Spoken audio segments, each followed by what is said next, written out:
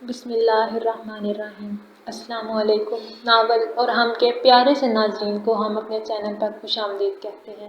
ہم امید کرتے ہیں کہ آپ خیریت سے ہوں گے۔ سنو بیٹی، سنو لڑکی، نرس تم باہر ہو کیا؟ دادی 2-3 بار اسے پکار چکی تھی، لیکن باہر بیٹھی نرس کان میں ہیڈ فون لگائے نہ جانے کیا دیکھنے میں مصروف تھی، جو ان کے اتنے پکارنے کے بعد بھی نہ آئی۔ وہ بہت ہمت کر کے بیٹھی تھی، انہیں واش روم جانا تھا، وہ اپنے سہارے چل نہیں سکتی تھی، لیکن نرس شاید باہر بیٹھی تھی ہی نہیں، کبھی ان کی پکار پر آئی نہیں تھی۔ وہ اپنی تمام تر ہمت جمع کرتے اٹھنے لگی، جب ان کا سر چکرایا اور وہ زمین پر جا گری۔ ان کے پورے جسم پر کپ کپی طاری ہو چکی تھی اور اب ان کی آواز بھی نہیں نکل رہی تھی۔ نہ جانے کتنی دیر وہ اسے پکارنے کی کوشش کرتی رہی اور پھر ان کی آواز بھی بے جان ہو گئی، جبکہ باہر بیٹھی نرس اپنے ہی شغل میں مصروف تھی۔ انجیکشن لگانے کے بعد وہ اپنے موبائل میں نیٹ کنیکٹ کر کے اپنی تفریح میں مصروف ہو گئی۔ اب اسے کوئی مطلب نہ تھا کہ اندر کوئی جیتا ہے یا مرتا ہے۔ شاید اسے باہر اسے یاد بھی نہیں تھا کہ ایک انسان اس کے رحم و کرم پر بیٹھا ہے، جسے کبھی بھی اس کی ضرورت محسوس ہو سکتی ہے، اور اس کام کے لیے وہ اچھی خاصی رقم بھی لے رہی تھی۔ دامیش جلدی گھر واپس آ گیا تھا۔ جب سے دادی بیمار ہوئی تھی وہ زیادہ دیر باہر نہیں رکتا تھا، وہ نہ ہی زیادہ باہر جاتا تھا۔ اسے ہر وقت دادی کی فکر رہتی تھی۔ گھر میں آتے ہی اس کی پہلی نظر باہر صوفے پر بیٹھی نرس پر پڑی، جو اسے دیکھتے ہی اٹھ کر کھڑی ہو کر سلام کرنے لگی۔ دادی کیسی ہیں؟ وہ بے حد سرد آواز میں بولا، کیونکہ اس لڑکی کا اس انداز میں مسکرانا اسے بے حد برا لگا تھا۔ اسے یہاں اس نے اپنی دادی کی کیئر کے لیے رکھا تھا، خود پر لائن مارنے کے لیے نہیں۔ وہ بالکل ٹھیک ہیں، وہ بالکل ٹھیک ہے سر، میں ان کا بہت خیال رکھتی ہوں، ہر وقت ان کے ساتھ رہتی ہوں، انہیں کسی بھی چیز کی ضرورت ہو تو فوراً پہنچا دیتی ہوں۔ تھوڑی دیر پہلے ہی میں نے ان کو انجیکشن دیا تھا، اور جب وہ سو گئی میں یہاں باہر آ کر بیٹھ گئی تاکہ وہ ڈسٹرب نہ ہوں۔ اس کے انداز نے اسے منٹوں میں پروفیشنل انداز میں آنے پر مجبور کر دیا۔ وہ ہاں میں سر ہلاتا دادی کے کمرے کی جانب چلا گیا، جبکہ پیچھے نرس اس کی پرسنالٹی دیکھتی سر داہ بھر کر رہ گئی۔ جس کا بھی نصیب ہوگا، یقیناً وہ لڑکی نصیبوں کی ملکہ ہوگی، کاش وہ اسے مل جائے، اس نے بے ساختہ دعا مانگ کر آمین کہا۔ لیکن اگلے ہی لمحے کمرے سے آنے والی سرد ترین آواز پر وہ بھاگتے ہوئے کمرے کی جانب گئی تھی۔ اس نے سامنے زمین پر دادی کو بے ہوش پڑے دیکھا۔ وہ تیزی سے انہیں باہوں میں برتا اٹھا کر بیڈ پر رکھ رہا تھا، جبکہ ان کا سارا جسم نیلا پڑ چکا تھا۔ اسٹوپڈ لڑکی، میری شکل کیا دیکھ رہی ہو؟ ڈاکٹر کو فون کرو فوراً، وہ غصے سے دھاڑا تھا۔ اس کی دھاڑ پر وہ تیزی سے باہر کی جانب بھاگتی ڈاکٹر کو فون کرنے لگی۔ اسے مزید اندازہ لگانے میں زیادہ وقت نہیں لگا تھا کہ اس کی نوکری جا چکی ہے۔ دادی کو 18 گھنٹوں کے بعد ہوش آیا تھا۔ اس دوران دھامیش کا برا حال تھا۔ ایک واحد یہی رشتہ تھا اس کے پاس، جو آج ایک نرس کی لاپرواہی کی وجہ سے اس سے دور ہونے والا تھا۔ وہ خود پر کنٹرول رکھتا تھا، اسے رلانا آسان تھا، لیکن دادی کو کھونے کے ڈر سے آج اس کی آنکھوں میں آنسو دیکھ کر داؤد پریشان ہو گیا۔ داؤد اس کے قریب آیا اور پھر اسے گلے سے لگا لیا۔ داؤد، اگر آج دادی کو کچھ ہو جاتا نا، میں جیتے جی مر جاتا۔ یتیم تو میں بہت عرصے پہلے ہی ہو گیا تھا، آج میرے پاس موجود میرا آخری رشتہ بھی چھن جاتا، میرے پاس کچھ بھی نہیں بچتا۔ داؤد، وہ روتے ہوئے بولا۔ حوصلہ رکھو دامیش، جب دادی بیمار تھی تب تو تم ہمت نہیں ہارے، اور اب جب دادی ٹھیک ہیں، ان کو ہوش آ گیا ہے، میں تمہیں ان کے ٹھیک ہونے کی خبر سنا رہا ہوں تو تم رو رہے ہو۔ پاگل آدمی، تمہیں خوش ہونا چاہیے، وہ اسے سمجھاتے ہوئے بولا۔ داؤد نے ایک اچھے دوست ہونے کا فرض نبھاتے اس کا حوصلہ بڑھایا تو دامیش نے صرف سر ہلایا، جبکہ داؤد تو یہ سوچ کر پریشان تھا، ابھی کچھ دن پہلے ہی کی تو بات ہے کہ دادی کو ہارٹ اٹیک ہوا تھا، طبیعت حد درجہ خراب ہو گئی تھی، لیکن تب بھی وہ ہمت نہ ہارا تھا، پریشان تھا، لیکن اس نے ظاہر نہ ہونے دیا کہ دادی کو کچھ ہو جانے سے وہ اس طرح سے ٹوٹے گا۔ شاید کل دادی کا نیلا پڑتا وجود دیکھ کر وہ پوری طرح نا امید ہو چکا تھا، شاید وہ یقین کر چکا تھا کہ دادی اب اس دنیا میں نہیں، لیکن سچ ہے زندگی دینے والا اللہ ہے، کسی کی لاپرواہی سے کچھ نہیں ہو سکتا، جب تک اللہ کی رضا نہ ہو پتہ بھی نہیں ہل سکتا، پتا بھی نہیں ہل سکتا۔ لیکن اس نرس کی لاپرواہی وہ اسے اس ہسپتال سے نکلوانے کا فیصلہ کر چکا تھا۔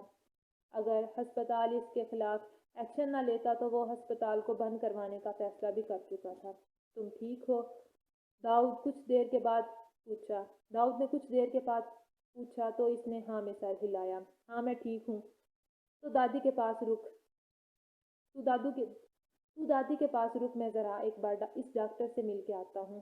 وہ اسے ایک نظر دیکھ کر اس دروازے کو دیکھتا ہوا بولا جہاں ابھی ڈاکٹر کے کمرے میں وہ نرس تھوڑی دیر پہلے گئی تھی۔ دانش، مجھے لگتا ہے فی الحال کوئی رسک نہیں لینا چاہیے۔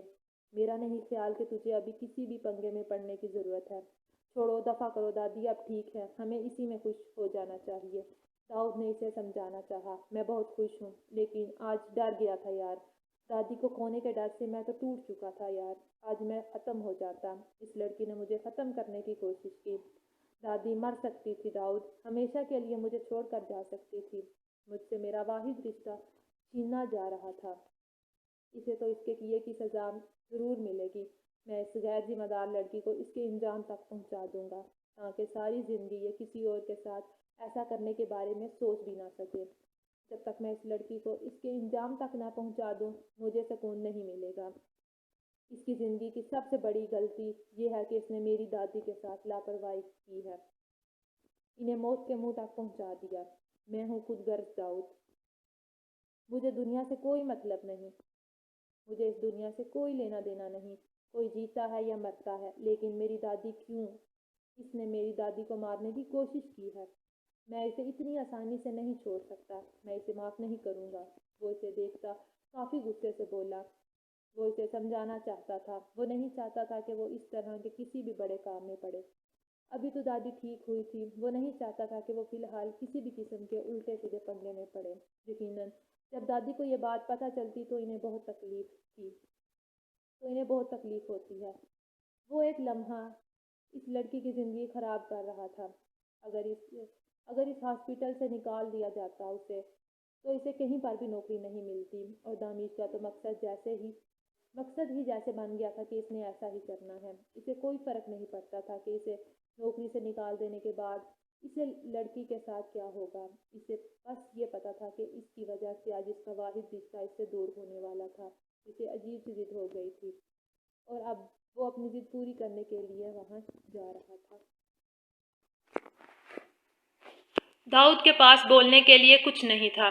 اس الٹی کھوپڑی والے انسان کو سمجھانا تقریباً ناممکن تھا، اسی لیے تو داؤد نے اس کا راستہ چھوڑ دیا اور اپنے کام پر لگ گیا۔ دانش کا غصہ صاف کہہ رہا تھا کہ آج تو اس لڑکی کی نوکری پکا جائے گی، اس لیے وہ بھی مزید اس سے بحث کرنے کے بجائے اپنے کام میں مصروف ہو گیا۔ اسے سمجھانے کا کوئی فائدہ نہیں تھا۔ ایک بار اس کا دل چاہا کہ وہ دادی کو اس بارے میں بتائے۔ کسی کی اس طرح سے نوکری جاتے دیکھنا اس کے بس کی بات نہ تھی۔ سچ تھا کہ وہ ایک بہت ہی صاف دل کا مالک تھا۔ وہ کسی کے لیے بھی اپنے دل میں کسی قسم کی کوئی غلط سوچ نہیں رکھتا تھا۔ ٹھیک ہے، اس لڑکی سے غلطی ہو گئی تھی، وہ مانتا تھا، لیکن سزا کے طور پر اس کا سارا کیریئر خراب کر دینا کوئی انصاف تو نہ تھا۔ وہ اسے وارننگ بھی تو دے سکتا تھا، شاید وہ لڑکی آئندہ ایسی غلطی کبھی نہ کرتی۔ لیکن دانش اپنی ضد پر قائم تھا۔ پلیز مجھے معاف کر دیں، مجھ سے آئندہ ایسی غلطی نہیں ہوگی۔ میں تو انہیں نیند کا انجیکشن دے کر گئی تھی۔ یہ کیسے اٹھی اور کیسے بے ہوش ہوئی مجھے بالکل بھی نہیں پتا۔ وہ گہری نیند میں تھی جب میں ان کے کمرے سے باہر گئی۔ وہ مکمل نیند میں تھی اور انجیکشن کے زیر اثر ان کی آنکھ کیسے کھلی میں نہیں جانتی۔ سر پلیز یہ میری پہلی اور آخری غلطی سمجھ کر معاف کر دیں۔ اگر نوکری چلی گئی تو میری زندگی مشکل ہو جائے گی۔ سر پلیز سمجھنے کی کوشش کریں۔ آپ جانتے ہیں مجھے پہلے ہی یہ نوکری کتنی مشکل سے ملی ہے۔ سر میں کہاں جاؤں گی؟ اگر اس ہاسپٹل سے نکال دیا گیا تو مجھے اور کہیں نوکری نہیں ملے گی۔ سر پلیز ایسا نہ کریں۔ نرس ڈاکٹر کے سامنے کھڑی اس کی منتیں کر رہی تھی کیونکہ سامنے بیٹھا ڈاکٹر اسے غیر ذمہ دار ہونے کا سرٹیفکیٹ دے رہا تھا۔ اب اسے کسی بھی ہاسپٹل میں کوئی جاب نہیں مل سکتی تھی۔ آئی ایم ریئلی سوری اماما، آپ ایک غیر ذمہ دار نرس ہیں۔ آپ کو احساس تک نہیں کہ ایک انسان کو آپ کی ذمہ داری پر چھوڑا گیا تھا۔ انہیں وہاں زمین پر تقریباً 2 گھنٹے سے زیادہ کا وقت گزر چکا تھا، ورنہ ان کا جسم نیلا ہرگز نہ پڑتا۔ ان کی جان جا سکتی تھی۔ ملازم کا کہنا ہے کہ آپ سارا وقت ड्यूटी के टाइम भी अपना मोबाइल यूज़ करती हैं। एक ज़िम्मेदार नर्स को सबसे पहले अपने पेशेंट का ख्याल होना चाहिए, ना कि फालतू की एक्टिविटीज़ का। हम आपको इस नौकरी से निकाल रहे हैं क्योंकि आप इस नौकरी के काबिल नहीं हैं और अब आगे आपको कहीं नौकरी नहीं मिलेगी। बेहतर होगा कि आप एक अच्छी इंसान बनने की कोशिश करें। एक नर्स या डॉक्टर बनने के लिए सबसे ज़्यादा अहम होता है कि लोगों की खिदमत करें, अपनी जिम्मेदारियों को अपनी जिम्मेदारियों को निभाएं और कम अज़ कम आपकी तरह गैर जिम्मेदारी का मुजाहरा ना करें। करते हुए एक काबिल इंसान होने का सबूत दें। लेकिन हमें अफसोस से कहना पड़ रहा है कि आप जैसी नाकाबिल और गैर जिम्मेदार नर्स हमारे हॉस्पिटल में मौजूद थी। वो इसके पेपर्स पर मोहर लगाते हुए किसी भी किस्म की रायत के बगैर बोले, जबकि दामिश उठता हुआ अपने कोट के बटन बंद करता कमरे से बाहर निकलने लगा। लेकिन दरवाजे पर मुड़कर देखा, डॉक्टर इसकी वजह से अब प्रेशर में था। अगर इस लड़की को वो जॉब से ना निकालता तो दामिश ये हस्पताल बंद ही करवा देता। डॉक्टर इसरार, इस लड़की को कहीं भी नौकरी नहीं मिलनी चाहिए ताकि इसे एहसास हो इसने किसके सामने लापरवाही का मुजाहिरा किया है। वो इसे देखकर बोला तो इसने नज़रें झुका ली। जी जी सर, ऐसा ही होगा, आप बेफिक्र हो जाएं। डॉक्टर कुर्सी से उठते हुए बोला, अगर आज मेरी दादी को कुछ हो जाता तो मैं तुम्हें जिंदा ज़मीन में गाड़ देता। वो इंतहाई गुस्से से इसे कहता हुआ पूरी शिद्दत से दरवाज़ा बंद करता वहाँ से निकल चुका था, जबकि अमामा नामी नर्स बुरी तरह से अपना कैरियर ख़राब होने पर रो रही थी। अब रोने धोने का कोई फ़ायदा नहीं है मिसी मामा, आपको अपनी लापरवाही पर गौर करना चाहिए। पहले भी आपकी बहुत सी शिकायत आती रही हैं मगर हमने नज़रअंदाज कर दिया। इंसान इतना तो एहसास करता है कि वो इस काम के लिए आपको 50,000 दे रहा था, जबकि आपकी सैलरी इस हॉस्पिटल में 20,000 भी नहीं है। इंसानियत के नाते ना सही, कम अज़ कम पैसों के लिए अपनी ज़िम्मेदारी का कुछ एहसास करती। आज आपकी वजह से हमारा हॉस्पिटल बंद होने के दर पर आ गया था। आप इस नौकरी के तो क्या किसी भी नौकरी के काबिल नहीं हैं। वो पेपर्स इसके हाथ में थमाते गुस्से से बोला। इसने बाबा को दवाइयाँ देने के लिए बॉक्स खोला तो इसमें दिन में देने वाली 2 मेडिसिन ख़त्म हो चुकी थी। परिया ने परेशानी से बाबा की जानिब देखा। दोपहर और सुबह की दवाई वो खुद ही ले लेते थे। आज तो इत्तेफाक से वो घर जल्दी आ गई थी। बाबा, आपने मुझे बताया क्यों नहीं आपकी मेडिसिन ख़त्म होने वाली हैं? मैं तो ये सोचकर रिलैक्स थी कि अभी हैं, कुछ दिन गुजारा हो जाएगा, लेकिन अब तो बिल्कुल ही ख़त्म हो गई हैं। कब से ख़त्म है ये मेडिसिन?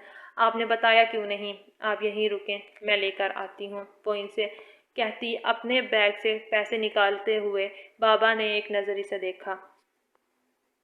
छोड़ो पड़िया बेटा, वो इतनी अहम नहीं है और ये इसीलिए मैंने तुम्हें बताया नहीं। ये तो बेकार का खर्चा है, इस दवाई से तो कुछ भी नहीं होता।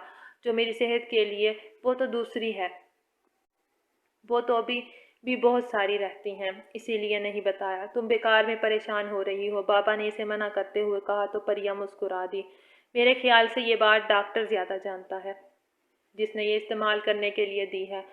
वो मेडिसिन का पेपर निकालते हुए बोली, तुम ये पैसे कहाँ से लाई हो? फिर किसी से उधार ले लिया है क्या बाबा?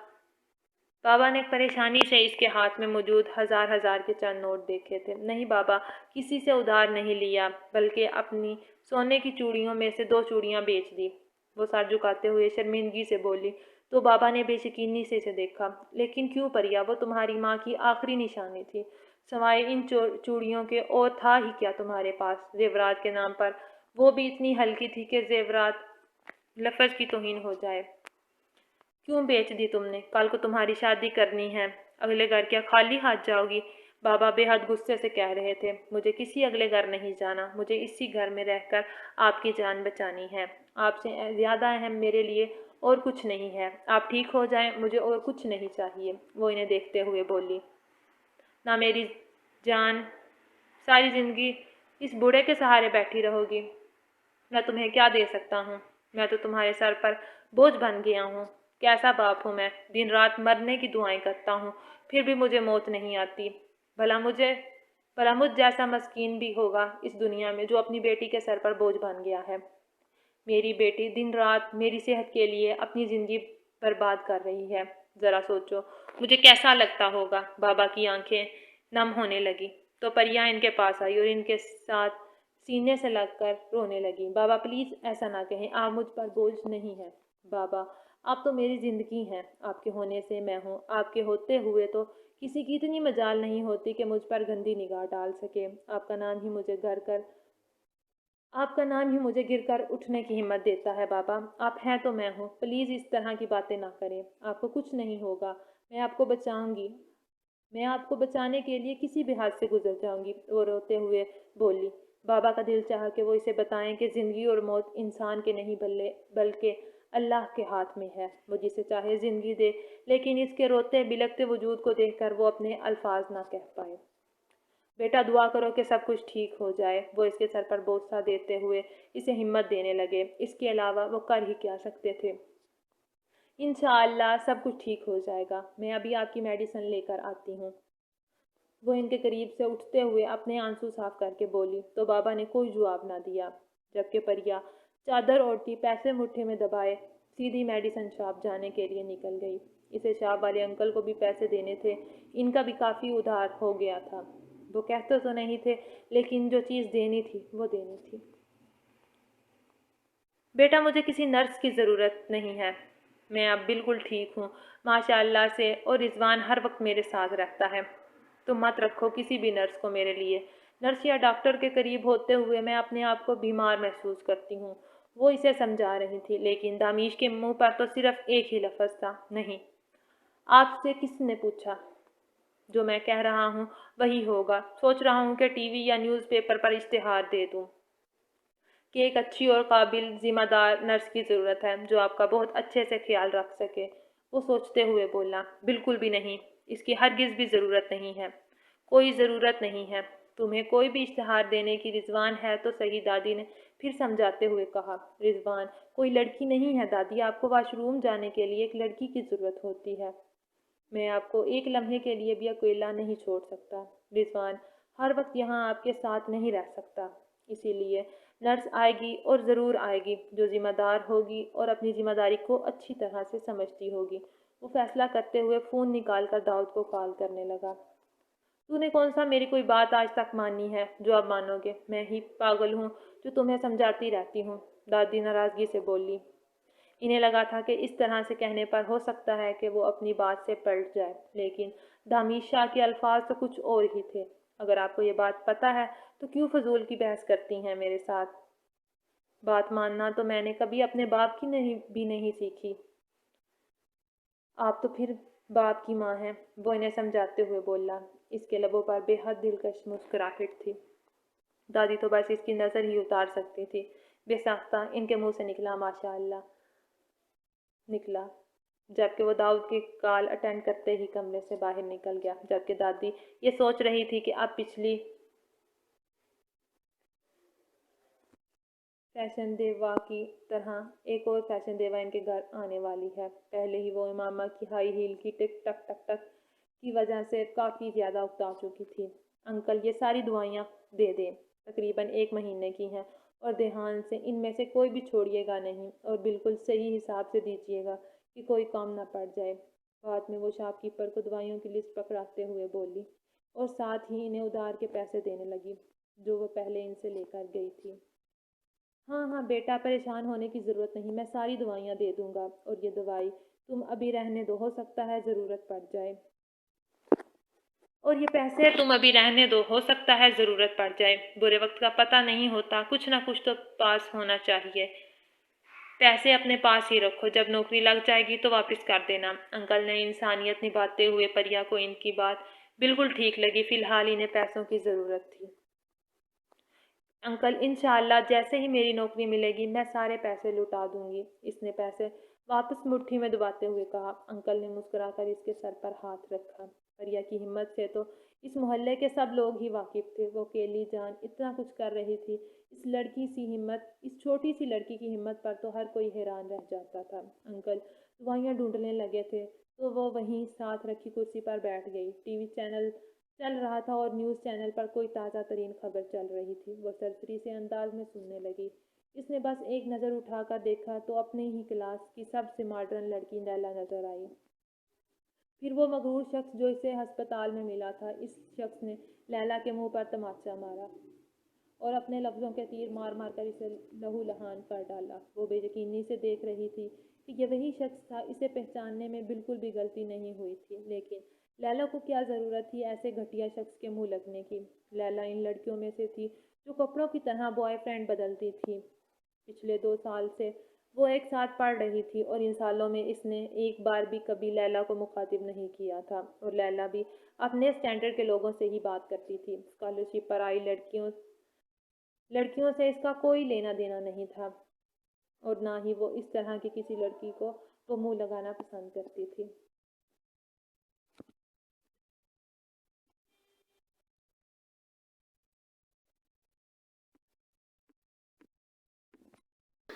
अब तक के लिए इतना ही। अगर आपको हमारी ये वीडियो अच्छी लगी हो तो वीडियो को लाइक करें, कमेंट करें, चैनल को सब्सक्राइब करें और वीडियो को अपने दोस्तों के साथ शेयर करना मत भूलिएगा। मिलते हैं अगली वीडियो में एक नए एपिसोड के साथ। तब तक अपना बहुत सा ख्याल रखिएगा और हमारी टीम को दुआ में हमेशा याद रखिएगा। अल्लाह हाफिज़।